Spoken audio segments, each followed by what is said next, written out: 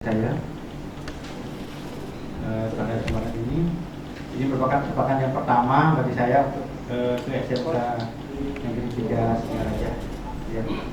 Karena memang tugas pengawas itu kan sudah berbagi-bagi berdasarkan sekolah binaannya. Nah, karena kemarin Pak Ketuanya sudah sudah data SKPD-nya itu sebenarnya mereka Desember sudah datang kemarin SKPD-nya.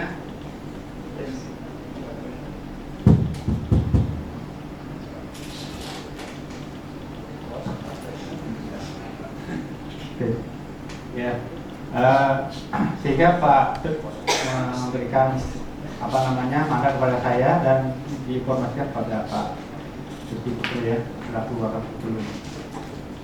Nah, yang saya hormati Bapak Kepala Sekolah dan Bapak Ibu Wakam, staf maupun Bapak Ibu guru semuanya yang saya hormati. Jadi puji syukur kita panjatkan kepada Tuhan Yang Maha Esa karena pada kesempatan hari ini kita bisa bertatap muka. Kita ketahui saat 2 tahun yang lalu juga kita masih dalam suasana pandemi, mau kumpul aja sulit ya. Nah, sekarang kita sudah agak lega, kita bisa bertatap muka melakukan pembelajaran secara daring ya. Nah, itu patut kita syukuri pada Tuhan Yang Maha Esa. Nah, saat ini tadi sudah disampaikan oleh Bapak Kepala Sekolah bahwa dan saya itu sebagai narasumber gitu ya. Sebenarnya bukan sebagai narasumber ya. Saya ingin berbagi aja dengan Bapak Ibu, tanya jawab begitu ya. Sebab center study ini kan sudah atau penelusuran lulusan itu sudah dilaksanakan sejak lama sebenarnya, hanya saja kembali ditegaskan oleh Pak. Dari peserta tadi sampaikan 30 ya. Oke. 36 ya. Ya. Mohon maaf ini Bapak Ibu, saya lihat senior-senior saya banyak ya. Dan di belakang itu Pak Putu Budiar, itu teman saya kuliah kemarin. Silakan depan Pak, silakan. Bisa dipenuhi depan dulu. Dia sukanya mojok-mojok aja. Begini ya, banyak sekolah-sekolah ya, apalagi sekolah yang sudah mapan begitu, sudah bagus. Saya lihat di rapor pendidikannya itu masih merah, guru penggeraknya masih merah, artinya kan tidak ada yang mewakili sebagai guru penggerak. Nah, itu kita sarankan biar sekolah itu ada yang mewakili guru-gurunya sebagai guru penggerak. Nah, didaftar oleh kepala sekolah, 1 ini, 2 ini, 3 ini, tolong ikuti yang kita support dari sekolah. Ternyata semua mundur.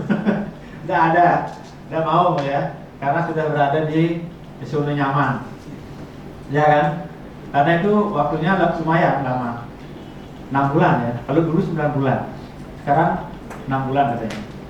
Itu untuk teman-teman katanya yang ikut kegiatan itu 6 bulan ya. Untuk di SMA itu sudah banyak jalan, dan untuk di pengawasan juga sudah. Tapi karena di SMK itu masuk SMK PK, SMK-nya PK, jadi itu programnya hampir sama dengan sekolah mereka ya. Nah, untuk di SMK Negeri 3 Singaraja ya, kita harapkan juga berpartisipasi dalam hal ini untuk ikut sebagai guru penggerak.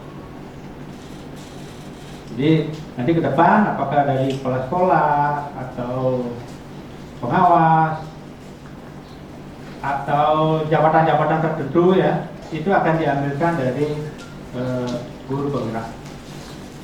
Sampai guru penggerak juga ada, kalau di SMA kan ada sekolah penggerak gitu. Jadi kalau kepala pengawasnya ya fasilitator sekolah penggerak.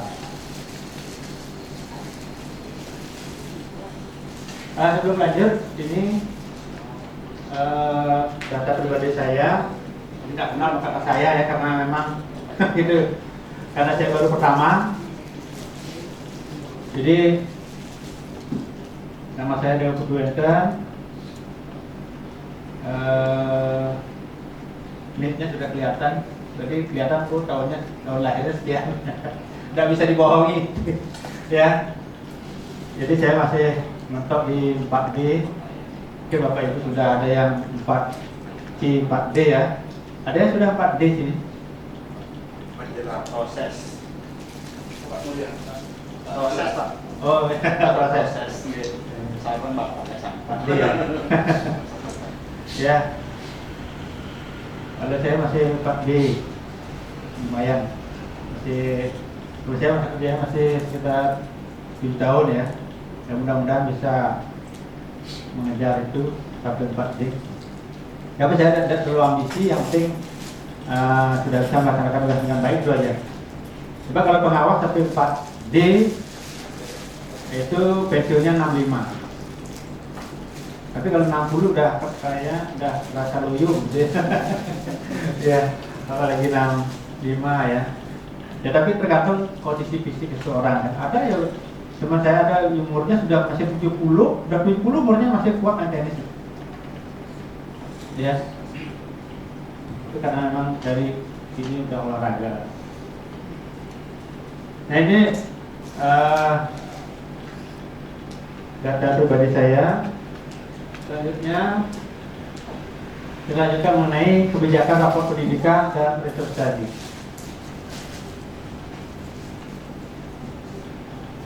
Nah Bapak Ibu sudah kemarin sudah pelatihan secara daring ya untuk rapor pendidikan. Oke, ada yang Bapak Ibu yang sudah ikut daring kemarin untuk rapor pendidikan?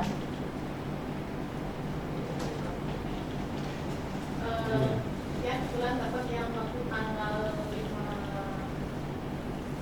ada simulasi seperti 5 Oktober tentang research study yang mana akan link ke kebijakan rapor pendidikan. Bukan akan, sudah link. Ya. Ya, ada Bapak Ibu yang ikut untuk rapor pendidikan. Nah, Bapak Ibu sudah mengenal sebelumnya rapor mutu. Sudah itu ada rapor mutu. Rapor mutu sudah kenal Bapak Ibu? Sudah ya? Rapor mutu? Sudah. Sudah itu rapor mutu, ada juga sekolah model. Sekolah ini dapat pernah ikut sekolah model? Sekolah model belum? Ada sekolah model. Jadi ada sekolah model, sudah itu nanti dari sekolah model itu akan apa namanya? Mengimbaskan kepada sekolah-sekolah yang grade-nya lebih rendah gitu. Oh, bukan ya? Sekolah rujukan. Sekolah rujukan, ya. Kalau sudah rujukan, tidak model. Ya. Kalau sekolah lain, yang tidak rujukan, dia masuk sekolah model ada. Sudah itu nanti sekolah model akan mengimbaskan lagi kepada sekolah-sekolah yang grade-nya lebih rendah. Itu minimal 5 sekolah. Itu. Nanti setiap tahun sekolah itu akan mendapatkan rapor mutunya ya berupa jaring laba-laba ini, jaring laba-laba terkait dengan 8 standar itu, 8 standar pendidikan. Itu nanti di mana posisi sekolah itu kan kelihatan di sana, ya. Ini. Nah sekarang itu diganti dengan rapor pendidikan. Jadi rapor pendidikan ini datanya lebih lengkap ya. Jadi sumber datanya lebih lengkap. Nah terkait dengan rapor pendidikan Bapak Ibu, ini barangkali Bapak Ibu sudah banyak tahu ya tentang Merdeka Belajar dari episode 1 sampai, kalau sekarang sudah sampai episode berapa Bapak Ibu? Sekarang sudah sampai episode 22. Kalau rapor pendidikannya baru sampai di episode 19. Itu rapor pendidikan Indonesia. Kalau 22 itu tentang Nah, kenapa di sana tidak semuanya tercantum? Ini kita lihat yang terkait dengan SMK saja.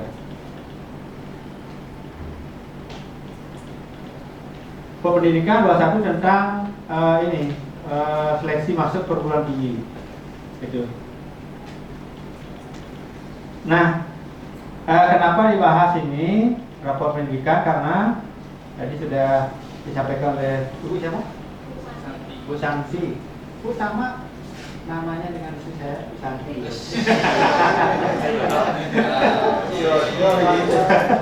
Berarti tidak ada hubungan ya. Istri saya namanya Parwati Santi. Ini mungkin ada Santi yang lagi? Ada satu tambahannya. Manis Santi Purnanto. Manis? Kursi manisnya? Oh. Kalau saya masuk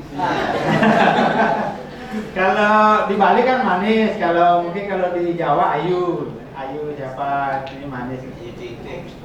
Sama seperti namanya manis. Selanjutnya, nah ini untuk apa namanya? Dari 1 sampai 19 ini barangkali sudah di terkait banyak hal ya yang sudah dilakukan oleh Pak Menteri kita. Ini adalah merupakan perencanaan dari tahun 2023 jadi berapa jumlahnya kemudian itu terkait dengan peningkatan mutu pelayanan di SMK khususnya. Nah ini dasar hukumnya untuk rapor mutunya itu terkait dengan pasal 28 tentang perencanaan kegiatan yang tujuan meningkatkan kualitas proses dan hasil belajar. Berikutnya 48 tentang evaluasi pendidikan oleh pemerintah maupun oleh satuan pendidikan. Jadi rapor pendidikan ini Bapak Ibu sumber datanya lebih lengkap dari Dapodik, dari BPS, dari pengisian AN ya. Mari. Sudah di sini sudah mengisi AN ya. Sudah ya. Ya. Kalau sebelumnya kan pas pada saat pandemi itu pengisiannya kadang-kadang mendatangkan siswa juga sulit ya. Dan walaupun beberapa orang saja untuk mengisi surveinya ini banyak masalah. Kalau disuruh misalnya berapa 15 lalu 15 ngisinya sehingga bermasalah. Kalau isinya itu saya mohon biar lengkap. Kalau emang projectnya ada 15 biar 15 juga diisi gitu ya. Kalau kurang nanti dia akan ikut membagi 15 ikut membagi jadinya sehingga nilainya rendah. Nah rapor pendidikan ini bisa diakses oleh sekolah melalui akun belajarnya kepala sekolah ya, dibuka di sana nanti bisa membuka rapor pendidikannya tentang literasinya bagaimana, numerasinya seperti apa, PTK-nya dan sudah ada. Nah ini pasal 24 tentang evaluasi pendidikan oleh pemerintah daerah berdasarkan profil pendidikan daerah dan oleh satuan pendidikan juga. Nanti rapor pendidikan ini diakses oleh sekolah, sudah itu juga diakses oleh Pemda. Jadi prosesnya sejauh mana SMK yang ada di Bali utamanya, gitu ya. Dia di Pemda Provinsi Bali akan bisa melihat sekolah-sekolah mana yang sudah bagus, mana yang perlu diperbaiki atau mungkin yang masih kurang. Itu akan bisa dilihat dari Pemda.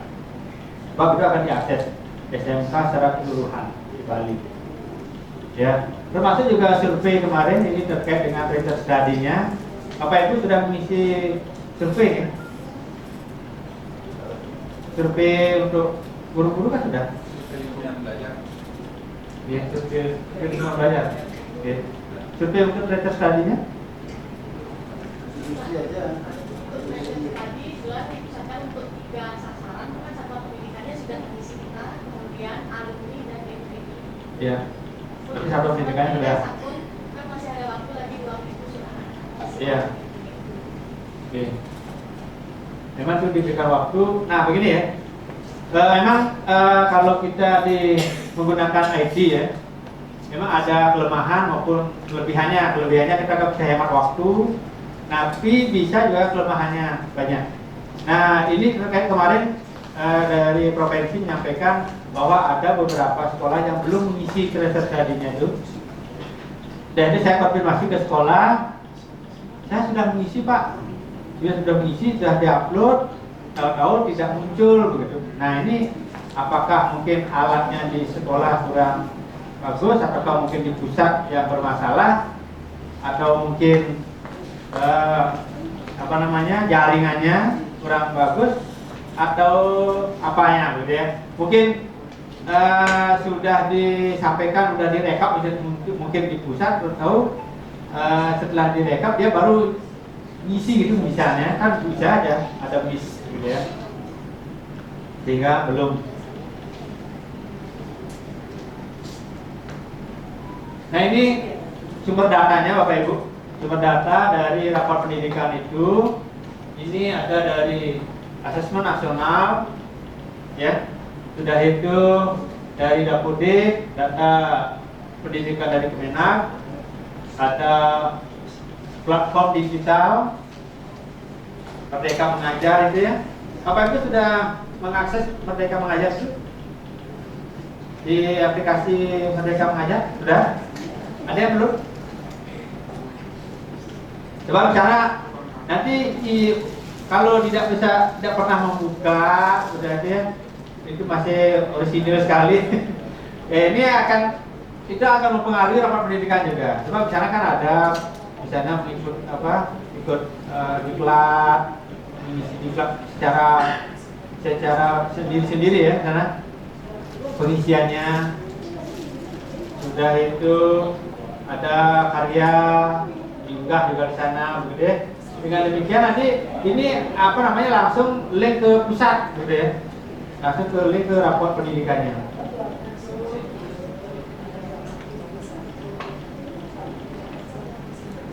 Berikutnya ada status stadium SMK. Ini yang sudah kita akan bicarakan sebentar. Dan itu ada data guru dan tenaga pendidikan. Kalau sudah masuk Dapodik datanya, berarti sudah langsung masuk ke pusat, ya. Dan langsung kelihatan berapa guru atau guru dan tenaga pendidikan yang ada di masing-masing daerah, khususnya di masing-masing sekolah. Kan langsung kelihatan dari pusat. BPS juga, Badan Pusat Statistik itu juga akan masuk di sana, maupun data-data lain banyak sekali. Ya, nah itu akan menjadi satu kesatuan. Keluarlah rapor pendidikan. Terkait juga ada di sana evaluasi diri sekolah, ada EDF-nya, ada dari Pemda. Sudah itu ada akreditasi. Ini sudah akreditasi, kan akreditasi tidak seperti dulu. Sekarang kalau akreditasi kita tinggal mengisi form yang disediakan di Spena aja ya. Spena mengisi, nanti berdasarkan pantauan dari pusat bahwa layak atau tidaknya sekolah itu mendapatkan akreditasi A. Ini A ya? A pasti ya. Saya sudah dapat pastikan pasti A. Sebab yang masih di bawahnya juga sudah A, apalagi yang ini sekolah yang sudah lama ya, secara sarana sudah itu mutu dan sebagainya itu sudah lebih bagus, pasti sudah A. Nah itu memang Bapak Ibu tidak merasakan sekarang karena sudah akreditasi satuan pendidikan. Kalau dulu kan akreditasinya berprogram keahlian. Kalau sekarang sudah akreditasi satuan pendidikan. Ini sudah lebih mencakup semuanya. Apalagi kalau di SMK 3 kan program kaliannya kan banyak, sampai 10, masih 10. Baru nambah lagi 10 ya. Kalau 10, kalau akreditasinya misalnya pakai program kalian, tahun ini akreditasi, tahun depan akreditasi lagi. Terus begitu ya. Nanti sibuk ngurus akreditasi aja. Nah, dengan sekarang sudah rubah ya. Jadi jumlah asesornya juga tambah sedikit sekarang. Sudah itu kegiatan asesornya, kalau dulu program kalian, sekarang sudah sekolah dan semakin kompleks. Nah itu semua terkait masuk di mana tuh, di rapat pendidikan.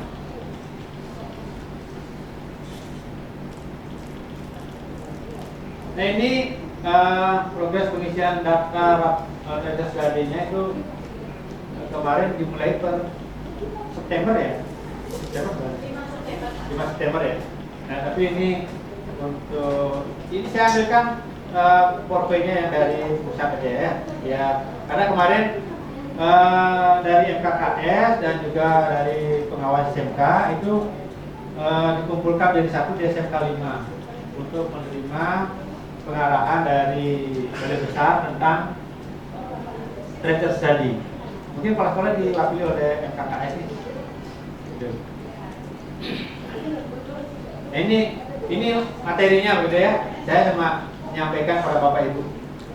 Ya. Nanti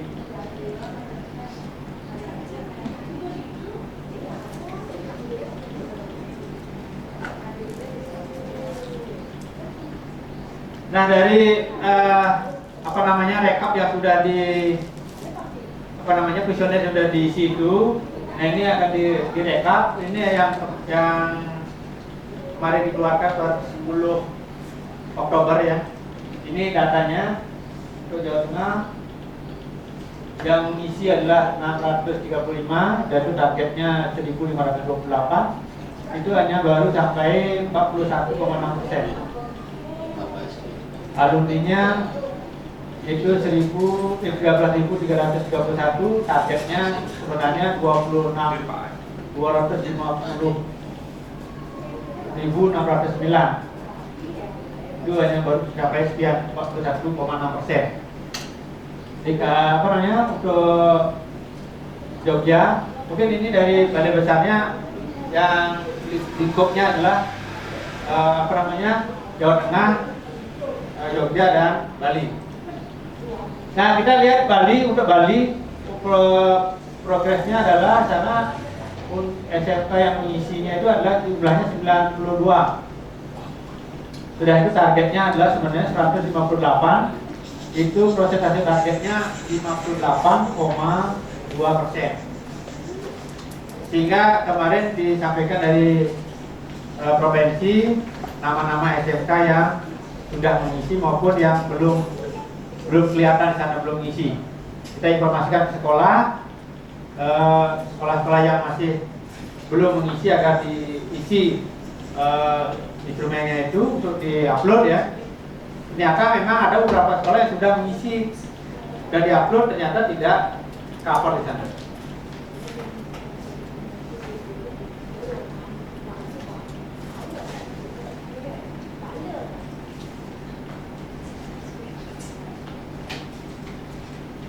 Ini Jawa Tengah, Jogja, Bali. Ini untuk jumlah respondennya adalah 4.602, alumnusnya adalah 2.792, satuan pendidikannya 92, studinya adalah 1.718. Jadi targetnya sebenarnya itu alumninya 32.607, target satuan pendidikannya 1.158.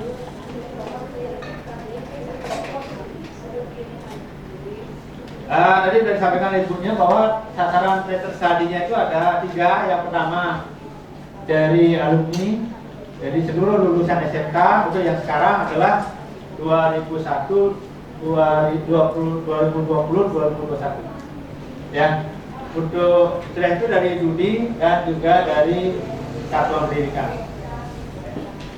Nah ini untuk apa namanya, untuk sasaran treasure study. Bapak Ibu, karena Bapak Ibu sudah pernah mengisi treasure study, ya, penelusuran kalau dulu namanya penelusuran tamatan kayak deh, penelusuran tamatan. Jadi tamatannya ditulis apakah mereka sudah bekerja, apakah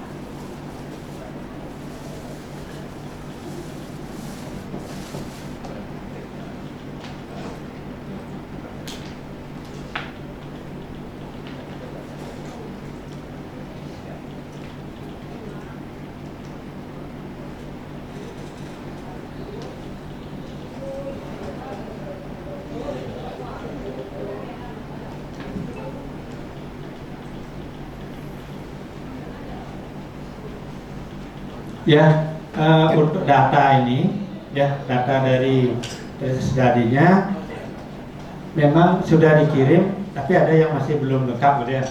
Ini.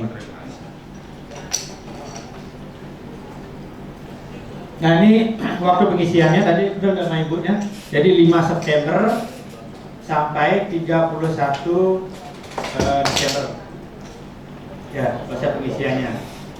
Nah, ini biar dicermati oleh sekolah maupun alumni dan juga Dudi sebagai mereka akan menggunakan kompetensi yang dimiliki oleh sekolah. Nah, ini kemarin saya edit lagi 14 hari, dari sekarang kan lagi 14 hari ya, ya, itu masih diberikan waktu sehingga nanti diharapkan tanggal 31 Desember itu, jadi data itu sudah lengkap, nanti akan dipergunakan sebagai bahan untuk pengambilan keputusan oleh pemerintah. Tidak bisa linknya ini kan sudah ya, sudah linknya sudah terkait dengan treasure study.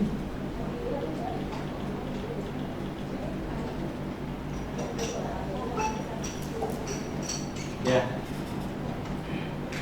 Nah, karena ini sudah merupakan aplikasi, barangkali seperti apa yang saya sampaikan itu bahwa memang treasure study ini atau penelusuran lulusan alumni ini sudah dilakukan sejak lama sebenarnya, ya. Bapak Ibu sudah membuatnya menggunakan apa? Menggunakan Excel, ya. Siapa di bagian humasnya? Ya, bagian BKK mungkin. Sini siapa? Ada? Nah, model yang Bapak yang Ibu buat sekarang itu seperti apa? Nanti untuk merekap itu. Treasure study, tentunya rata-rata sekolah kami menggunakan 2 metode. Yang pertama adalah metode yang memang sekolah buat melalui Google Form, Pak. Jadi kita buat Google Form yang mana isiannya hampir sama dengan desain treasure study yang memang dikeluarkan dari pusat. Kebetulan dari pusat sejak 2021 kemarin, bulan November, yang sendiri yang mewakili sekolah untuk berangkat ke Makassar. Jadi sebenarnya treasure study sudah ada sejak tahun 2021. Pengisiannya sasarannya adalah dari tahun 2018, 19 dan 2020 untuk tahun lalu. Dan ini merupakan tahap lanjutannya, Bapak bisa bilang seperti itu. Jadi untuk sasaran 2022 tahun 2022 yang diisi adalah alumni tahun 2021. Itu untuk yang di pusat. Untuk isiannya yang di sekolah yang menggunakan Google Form kita sudah link dengan itu isinya. Tapi kita mendata itu 3 bulan setelah pengumuman lulusan. Kemudian dari Dinas Pendidikan kan juga rutin meminta data tersebut. Kemudian kita tracer ulang di 6 bulan kemudian. Jadi data kita 9 bulan setelah siswa tamat itu kita tracer kembali. Seperti itu, Pak. Berarti 1 tahun kan Terus tadinya kan 1 tahun sekali nih. Ya, cuma hanya aja nanti 3 bulan lagi gitu Kita ya. saja bulan. Karena kan kemungkinan itu kayak sekarang kemarin itu dari setelah pengumuman kelulusan Iya. kemarin, kalau nggak salah akhir September kita meminta data pakai. Jadi untuk pengisiannya lumayan antusias anak-anak kita dengan mengisi link Google Form yang kita kirim melalui WA grup anak-anak alumni yang tahun 2022. Jadi mayoritas memang masih sedang menunggu interview dan sedang proses melanjutkan, sedang mencari perguruan tinggi, dan sedang ada juga yang sedang khusus jadi kan di data itu masih belum bekerja gitu. Nah tentu kalau sekarang itu kan sudah menggunakan link ya pengisiannya. Kalau sebelumnya ini sebelum 2021 itu kan masih manual ya, masih manual per sekolah. Nah tentu itu kan ada tuntutan dari akreditasi bahwa apabila sebelum lulus anak-anak 10%, 5% atau 10% itu sudah dipesan oleh dunia industri, itu maka nilainya maksimal 4 ya. Apabila masih dari 6 bulan sampai 1 tahun, itu baru anak-anak bisa bekerja, dan jumlah pekerjaannya itu mencapai 50%, itu dapat nilai 3. Dan apabila nanti di atas 1 tahun masih belum bekerja, itu dapat nilai 2 dan 1. Itu. Nanti tuntutannya bukan hanya nanti kalau sekarang itu tidak hanya ke rapat pendidikan, tapi ke sana ke akreditasi hubungannya. Nanti nilai akreditasinya bisa menurun. Kalau nilainya akreditasi itu menurun, nanti bisa disurvei langsung ke sekolah pakai luring. Ya, sebab pada akreditasi sekarang kan pakai daring, sudah itu kalau masih memungkinkan dia pakai luring. Sudah itu kalau memang ada penurunan nilai, nanti akan disurvei kembali ke sekolah. Ya, ini untuk tambahan saja ya, sebab hubungannya saling terkait soalnya ya, antara akreditasi sudah itu ke rapat pendidikan, begitu ya, ke penelusuran lulusan ini, begitu ya. Nanti hubungannya ke anak-anak. Nah, Bapak Ibu, kira-kira apa tujuannya dilakukan research study? Yang sudah Bapak Ibu ketahui.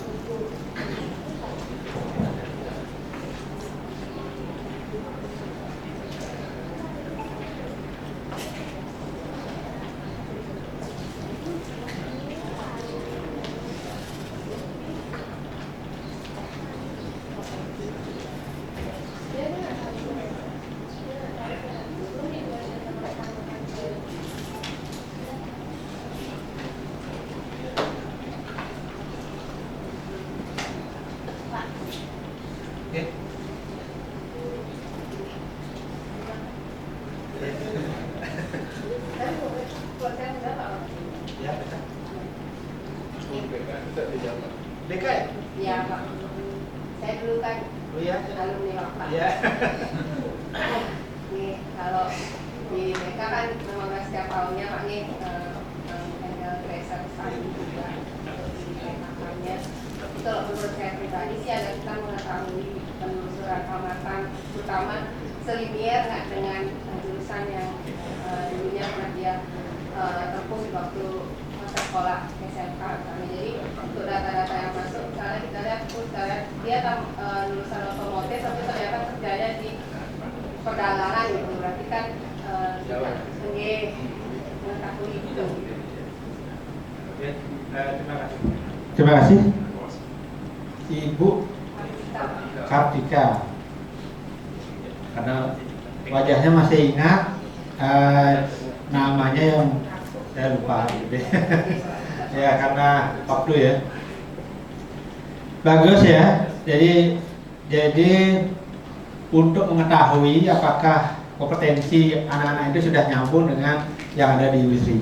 Satu, meskipun mereka misalnya sekarang jurusan permesinan, mereka sudah kerja di permesinan juga. Nah, apakah ini kompetensi udah nyambung begitu? Adanya di permesinan itu apa sih yang dibutuhkan begitu? Yang diperlukan, potensi apa yang diperlukan di sana? Kalau di industri apakah sama seperti itu? Poin-poinnya satu persatu itu apakah sama? Itu kalau yang sama. Misalnya di dalam permesinan, ya, kerja pariwisata, bisa aja kan begitu. Nah ini kan apa namanya, sebagai data juga bahwa apa sudah linear dia bekerjanya atau tidak linear seperti itu. Nah nanti kalau saya bukan akreditasi lagi ya. Kalau di akreditasi nanti alumni ini akan dipanggil lagi beberapa orang dari beberapa tempat, dari beberapa studi dipanggil dari sekolah untuk ditanyakan oleh asesor terkait dengan linearitas yang apa namanya yang didapatkan di sekolah dengan penerapannya di dunia usaha. Gitu. Kemarin saya mendampingi sekolah untuk melakukan akreditasi, alumninya diundang, ya. Nah, karena dia ditanya begini, apakah yang pelajaran yang di sekolah sudah nyambung dengan yang ada di industri? Nah, kebetulan di sana pariwisata, tempat saya itu pariwisata sana. Nah, terus pada saat penerimaan tamu itu bagaimana sistemnya? Kalau di studi itu sudah menggunakan aplikasi, sedangkan kalau di sekolah masih manual. Nah, ini kan ada perbedaan. Oleh karena itu, ya nilainya agak kurang lagi di sana kalau di aplikasi. Itu salah satunya kan untuk di itu.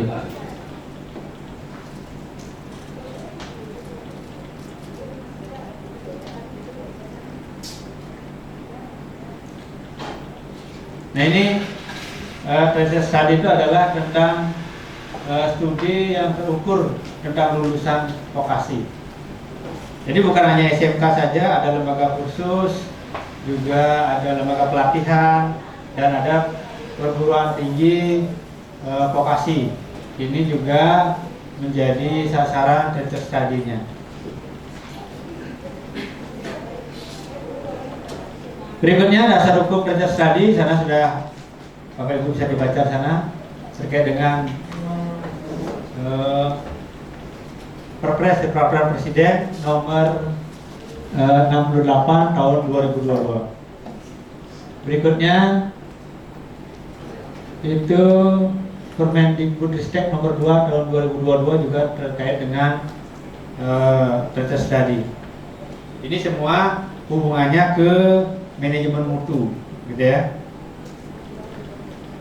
Bapak Ibu, selanjutnya saya akan lebih cepat aja karena waktunya masih sekitar 30 menit ya.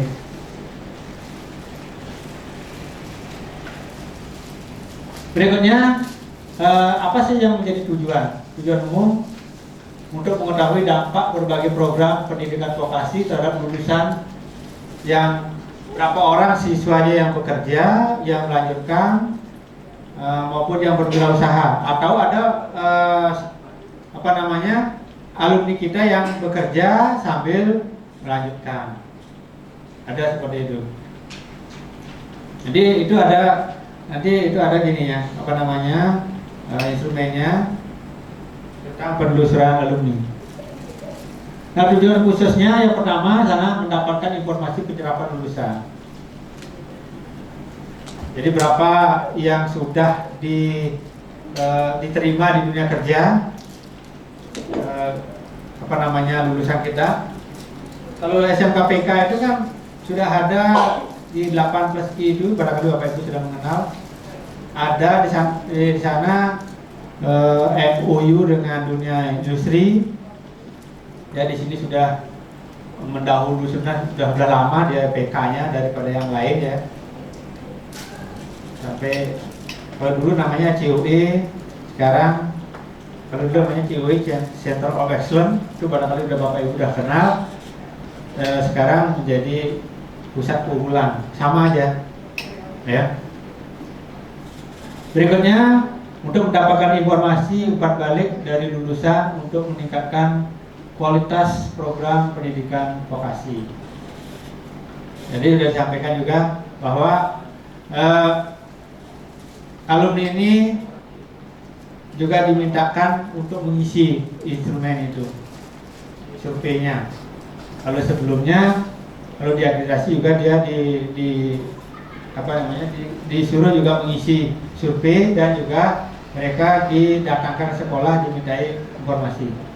Berikutnya, untuk mendapatkan informasi tentang tingkat keselarasan antara kompetensi lulusan pendidikan dengan kebutuhan kerja.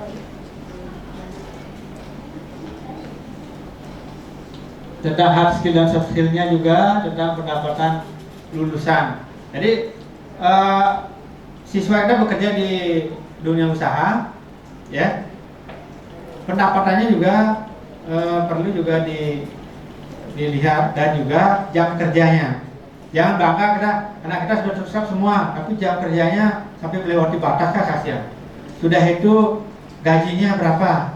Apa sudah sesuai dengan UMR atau bagaimana? Itu juga menjadi perhatian kita, sehingga anak-anak tidak hanya asal bekerja begitu, tapi betul-betul mendapatkan perhatian dan perlindungan.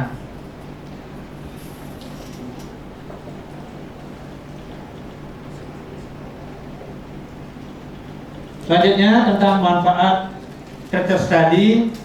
Tentu manfaatnya banyak Bapak Ibu. Dengan adanya ini, manfaatnya bagi sekolah. Kalau bagi sekolah kira-kira bagaimana manfaatnya? Jadi bisa mendeteksi anak didik sekarang tuh posisinya di mana, berapa orang alumnus kita yang sudah jadi wirausaha, berapa orang yang melanjutkan, berapa orang yang bekerja, gitu ya. Kalau alumni sendiri, manfaatnya apa? Dengan adanya teacher study ini, Bapak Ibu?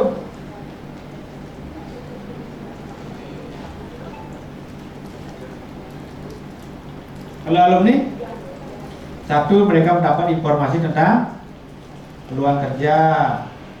Berikutnya apa lagi?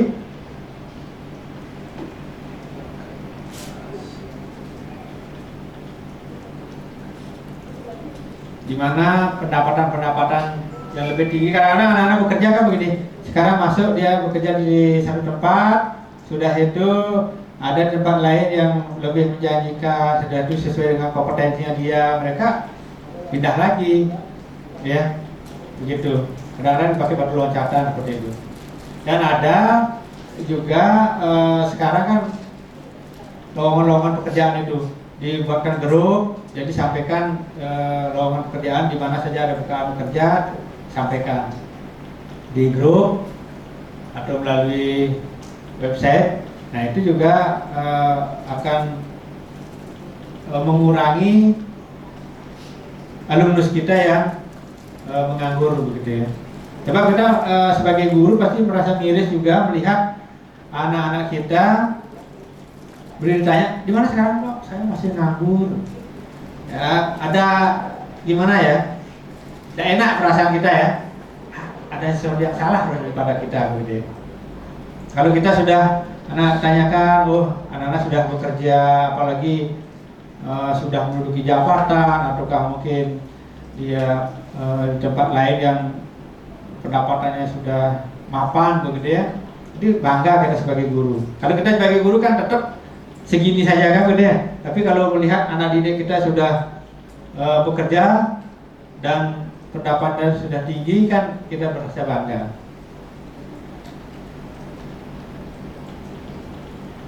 Nah, ini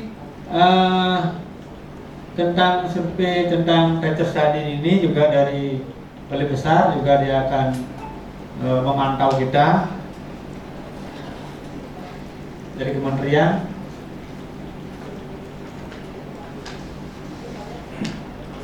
Ini sudah saya sampaikan tadi tentang penyerapan lulusan, umpan balik dan sebagainya. Kira-kira sebelum saya lanjut, ini karena waktunya masih sedikit, ada yang bisa didiskusikan. Silakan Bapak Ibu, kalau ada yang mau disampaikan, silakan. Kadang-kadang saya kan ada yang lengkap saya sampaikan, ada yang masih kurang begitu ya. Yang nanti Bapak Ibu yang akan menggunakan ini. Silakan.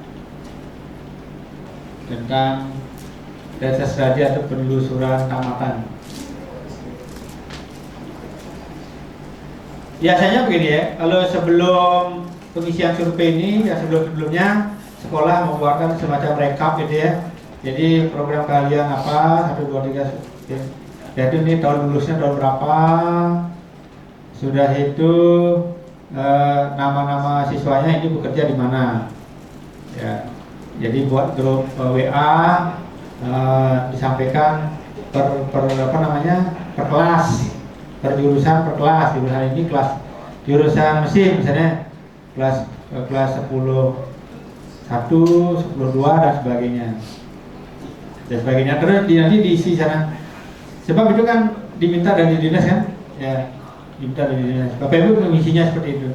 Hanya saja di dalam nanti ada penilaian sekolah, terkadang data itu ada yang tidak lengkap atau mungkin begini, menjelang ada penilaian sekolah baru diisi begitu kan, nanti hasilnya juga kurang maksimal. Kadang-kadang kita punya siswa 1000 yang sudah alumni sudah 1000, kita punya data cuma 200. Jadi juga tidak kelihatan yang lainnya kemana. Oh, yang lainnya tidak tahu Pak. Di grup juga sudah ada, sudah itu dihubungi WA juga sudah ada, sudah tidak terdeteksi seolah-olah begitu ya. Tapi sekarang Bapak Ibu berikan pemahaman kepada anak-anak yang belum lulus di sini, karena kita bisa lihat, dan juga anak-anak yang sudah lulus, bahwa sampaikan bahwa pentingnya tracer study itu untuk dirinya sendiri, untuk lembaga yang dinas pendidikan ataukah mungkin dari kementerian, dan juga untuk sekolah. Jadi sehingga nanti kalau ada kebutuhan kerja itu akan informasinya lebih lengkap, semuanya bisa menerima alumni. Tidak ada yang istilahnya menganggur, begitu ya. Jadi SMK diharapkan, nah dari sana diharapkan nanti semua bisa BMW itu bekerja, melanjutkan dan berwirausaha. Kalau bisa yang wirausaha dan bekerja ini. Sebab tujuan kita kan bekerja dan melanjutkan. Kalau bekerja dan wirausaha. Kalau melanjutkan itu sebenarnya nomor 2. Nah kemarin pada waktu Pak Nyoman Swastike menyampaikan, kenapa ini sekolahnya kok banyak siswanya melanjutkan tidak wirausaha? Ya, oh karena dapat beasiswa. Oh ya, dapat beasiswa banyak yang melanjutkan, begitu ya. Sebab kalau dulu kan yang masuk SMK ini kan biasanya yang ekonominya agak menengah ke bawah, itu biasanya. Kalau SMA yang masuk siswa yang masuk SMA yang ekonominya sudah menengah ke atas, karena mereka akan melanjutkan. Karena kita lebih banyak kan, pendidikan kita juga lebih banyak praktiknya daripada teori, 70-30 ya, itu beda dengan SMA ya.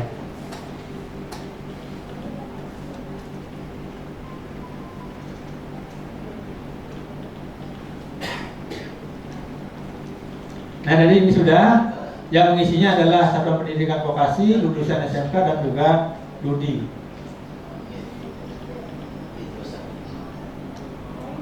Nah ini untuk mekanisme pelaksanaannya, silakan Bapak Ibu bisa dicermati di sana. Nanti materinya, ada sudah punya materi ini? Sudah ya? Oh ini sudah. Yang lainnya udah semua? Untuk yang mengikuti itu dari BK, saya dan dari BK-nya Pak, ini sudah kita sampaikan juga ke teman-teman BK yang lain. Tapi yang lainnya, ya teman guru belum ya? Belum. Ya. Jadi bisa disampaikan ke grup gurunya sehingga teman-teman sehingga semua tahu lah mekanismenya. Nanti kalau ada yang mau susun karya ilmiah dan sebagainya boleh, kan ada juga acuannya di sini, ada hukumnya ada. Oke. Silakan Bapak Ibu, ada yang mau ditanyakan atau yang didiskusikan silakan. Ya, silakan Bu. Bapak Kepala Sekolah. Ya, terima kasih Pak Dewa. Boleh Pak Dewa dulu Pak. Emang itu trennya. Saya baru pertama kali ikut kegiatan SMK di pusat. Memang pantun aja isinya. Memang gitu kan. Sehingga baru nyusun pantun ya. Nah, saya nggak bisa pantun. Ini Pak Dewa, pertama sebagai laporan kegiatan tracer study di SMK 3 Singaraja per hari ini itu sudah 28,6% yang mengisi dari 777. Yang sudah selesai mengisi itu adalah 222, kemudian on progress itu 57. Jadi kalau ini selesai semua sekitar 35,91%. Mudah-mudahan bisa di atas 50%. Pertama sebagai laporan Pak. Yang kedua adalah setelah menyimak sedikit pemaparan tadi, tracer study ini kan menggunakan metode survei dia. Jadi diharapkan seluruh alumni lah mengisi. Nah, dari data yang Pak Dewa tadi juga tunjukkan sedikit, secara nasional itu kan hanya kisaran 8,5%. Kalau waktu yang tersisa itu lagi 14 hari, kayaknya kalau dilipat itu kan sekitar 16 atau 20% lah akan mengisi. Nah, ini kan dampaknya terhadap simpulan yang akan diambil dan kebijakan yang akan diambil itu gimana itu jadinya nanti. Itu yang pertama. Karena kan datanya terlalu kecil. Metode survei yang hanya 20% terlalu kecil bagi kita sebagai seorang yang pernah mempelajari metodologi. Itu yang pertama Pak Dewa. Yang kedua, ada nggak komposisi atau proporsi ideal bagi lulusan SMK untuk 3 hal itu? Ya Pak Dewa tadi juga sudah sedikit singgung, bekerja, melanjutkan dan berwirausaha. Ada nggak komposisi idealnya kisarannya begini tuh, sehingga nanti ketika saya juga sempat dipesenin sama Pak Nyoman Swastika sebagai yang pernah di sini, keheranan beliau kenapa melanjutkannya jauh lebih besar daripada B dan W-nya. Saya kira demikian Pak Dewa untuk sedikit mendapatkan informasi pada kami. Terima kasih Pak. Oke. Terima kasih Pak Kepala Sekolah. Jadi terkait dengan pengisian data, apakah nanti akhir tahun 2022 ini bisa bisa barangkali 90% itu kan sudah ideal, apalagi 100%. Rasanya masih jauh dari harapan kita. Sama dengan pada kemarin pada saat pengisian rapor pendidikan. Itu saya sampaikan, kenapa kok banyak nilai literasi numerasi ini masih rendah begitu ya. Nah, apakah nanti ini bisa sebagai patokan? Yang kedua, juga pada saat pengisian survei anak-anak juga masih dalam suasana pandemi, pengisiannya juga tidak maksimal seperti ini. Nah, kalau jawaban dari pusat bahwa ini adalah yang kemarin ya, sekarang dipakai, kalau pengisian kemarin kan sekarang dipakai. Ini masih tahap pembelajaran. Segala sesuatunya yang dimulai dari baru memulai itu pasti kurang sempurna. Ya, oleh karena itu sedikit demi sedikit ya disempurnakan untuk tahun-tahun berikutnya. Nah, kita akan memulai yang mana kelemahannya. Nanti kita akan setelah pengisian tentu kita akan melihat, atau dari pusat juga akan memantau dan melihat kelemahannya itu di mana sih. Dari kelemahan-kelemahan ini tentu akan dicarikan solusi yang terbaik sehingga nanti pada tahun berikutnya, karena ini berkelanjutan ya, itu tahun berikutnya pasti akan lebih baik dari tertumpu pada kesalahan-kesalahan yang ada pada saat ini. Nah, terus apakah ada patokan-patokan begitu harus sekian persen begitu? Kalau bisa sih 100%. Kalau bisa sih 100%. Nah, kalau tidak ya kalau hanya 2%, 3%, apakah sekolahnya mau ditutup? Kan tidak mungkin juga ya. Nah, perlu itu analisis. Dulu nanti ya sudah dianalisis itu nanti akan dilakukan pembinaan.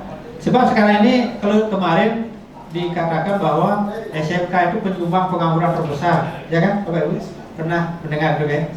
Penyumbang pengangguran terbesar di Indonesia. Datanya apa? Nah, kita juga belum dari sana juga belum jelas begitu ya sumber datanya. Nah, sekarang dengan adanya survei research study ini, nah kita akan bisa memetakan sekolah nanti, yang mana sekolah tadi sudah saya sampaikan, mana sekolah yang sudah link sekali dengan dunia industri. Bahkan kalau di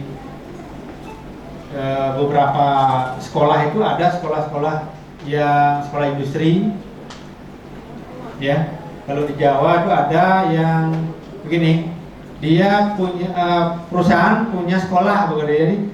Jadi untuk memenuhi kebutuhan perusahaannya ini, dia ngambil dari sekolah SMK ini, langsung direkrut begitu. Sampai kurikulumnya juga harus sama dengan ini. Itu langsung direkrut 100% begitu.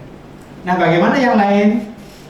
Yang lain banyak usaha yang ditempuh oleh pemerintah.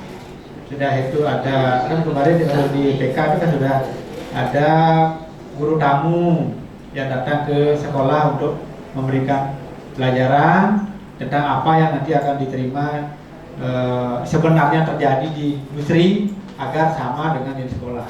Sekolah itu dikatakan sebagai miniaturnya industri. Makanya lihat bengkel-bengkel kalau Toyota biar mirip lah dengan yang Toyota seperti apa. Meskipun di sini skupnya agak lebih kecil gitu ya. Tapi yang lainnya itu sudah sama, bila perlu mesin dan sebagainya itu sama. Gitu ya. Nah, ini kalau patokan yang pasti itu tidak ada. Belum saya dapat baca gitu ya. Yang patokan yang harus dapat sekian persen, kalau tidak sekian persen yang diterima di dunia industri, maka ini akan gugur sekolahnya begitu. Nah, namun masyarakat kita sudah cerdas sekarang. Sudah cerdas. Dia melihat ada beberapa lulusan, ada tetangganya mungkin, atau anaknya melihat bahwa ini kalau dia sekolah nih di sini, terus jurusannya apa, nanti dia pekerjaan di mana, begitu.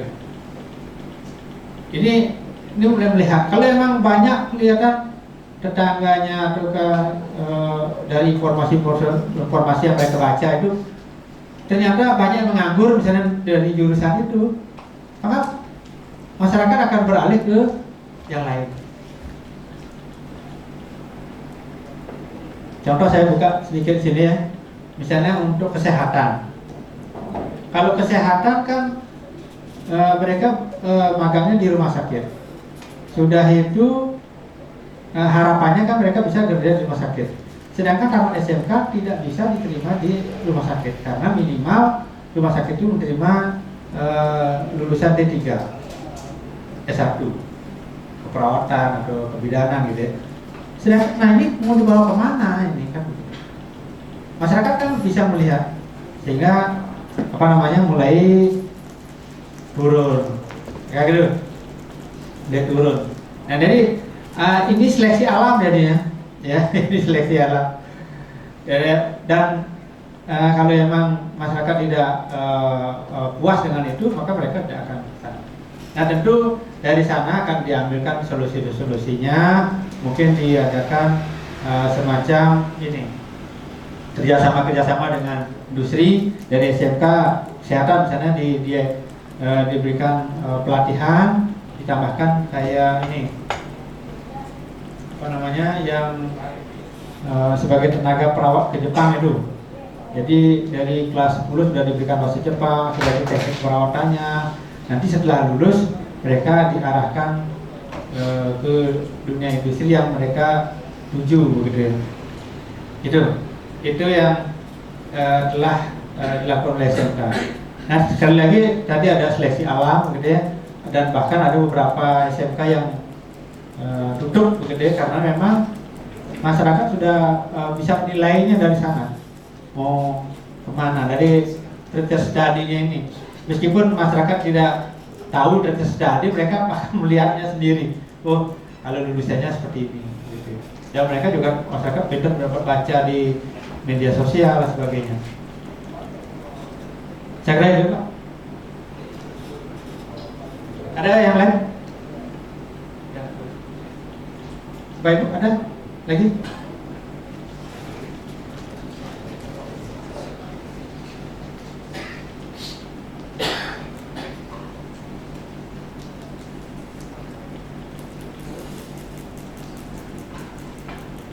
Dan saya kira data-data ini, ya, materi ini sudah ada di Ibu Manis. Bu Manis panggilannya manis sekali. S-nya itu bisa sekali, bisa santi. Bapak Ibu bisa ambil di sini kepada Bu Manis ya. Nanti materinya sudah sama. Ini saya sosialisasi dari sosialisasi itu bisa dari Balai Besar dan juga dari Dinas Pendidikan. Kami mewakili Dinas Pendidikan menyampaikan ini dengan harapan nanti ke depan anak-anak bisa terdata dengan baik begitu ya, di sekolah diberikan pemahaman pentingnya treatise study, sehingga nanti kesadaran anak-anak untuk mengisi survei untuk tahun-tahun berikutnya itu akan lebih tinggi. Di samping apakah sekolahnya, apakah dudinya, apakah alumninya, itu diberikan pemahaman sehingga anak-anak nanti khususnya anak-anak kita untuk pengisi surveinya akan bisa lebih lengkap ya. Sehingga nanti pihak sekolah maupun pihak dudi maupun pihak balai besar itu akan lebih mudah mengambil keputusan berapa sih anak-anak kita yang melanjutkan, yang bekerja maupun berwirausaha maupun yang bekerja sambil melanjutkan. Saya kira itu yang dapat saya sampaikan karena waktunya sudah habis. Kalau ada lagi yang bisa ada yang didiskusikan, silakan. Kalau tidak, saya tutup. Sebelum saya tutup, saya sampaikan pada Bapak Ibu kalau ada hal-hal yang tidak berkenan atau kurang menarik misalnya,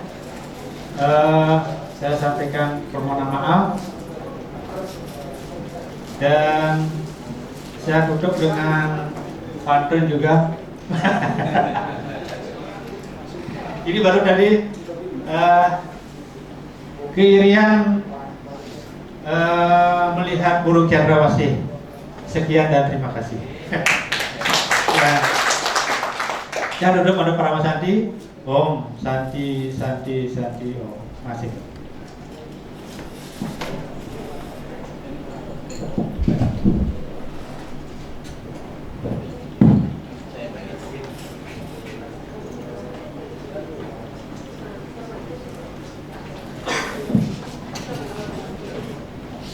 Baik, demikian tadi pemaparan terkait dengan sosialisasi tracer study yang telah disampaikan oleh Pak Dewo Wenten.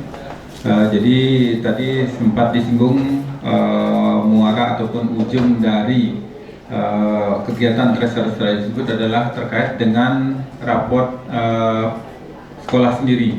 Jadi apabila data-data yang diambil pada program tracer study tersebut semakin lengkap, maka warna di raport pendidikan terkait tracer study juga akan berubah ya. Jadi dari warna merah mungkin ketika data itu masih sangat sedikit, kemudian kuning, kemudian juga data bisa berwarna hijau ketika sudah sangat lengkap. Nah, jadi demikian materi yang disampaikan, jadi sosialisasi yang sudah disampaikan oleh Pak Dewa terkait dengan kegiatan tracer study yang sudah dan sedang dilaksanakan oleh teman-teman kita dan juga termasuk kita sendiri. Tadi sempat disinggung terkait dengan survei lingkungan belajar, kemudian juga terkait yang tracer study itu diisi oleh alumni, kemudian juga dari dunia usaha, dunia industri. Nah, kemudian mungkin kesulitan yang terjadi pada saat data tersebut diisi oleh alumni itu adalah bagaimana mereka mau meluangkan waktu untuk mengisi link tersebut. Nah, kadang-kadang kan yang juga sebagai wali kelas pada saat kemarin di kelas 12 itu kita isi ataupun kita berikan sebelum mereka lulus itu sangat tidak pantas. Nah, kemudian ketika kita isi dan berikan link tersebut ketika mereka sudah lulus, nah ini kesibukan mereka juga sebenarnya sudah bertambah. Jadi mungkin mereka sedang mencari pekerjaan, kemudian sedang mencari sekolah untuk melanjutkan sekolah. Nah, ini sehingga kadang-kadang ketika mereka meluangkan waktu sepertinya agak sedikit kita meminta dengan hormat kepada mereka, padahal ketika data tersebut tidak diisi dengan bagus itu juga justru bumerang juga dengan sekolah sendirinya. Nah, ini bagaimana nanti strategi di sekolah terkait dengan pengisian data-data tersebut.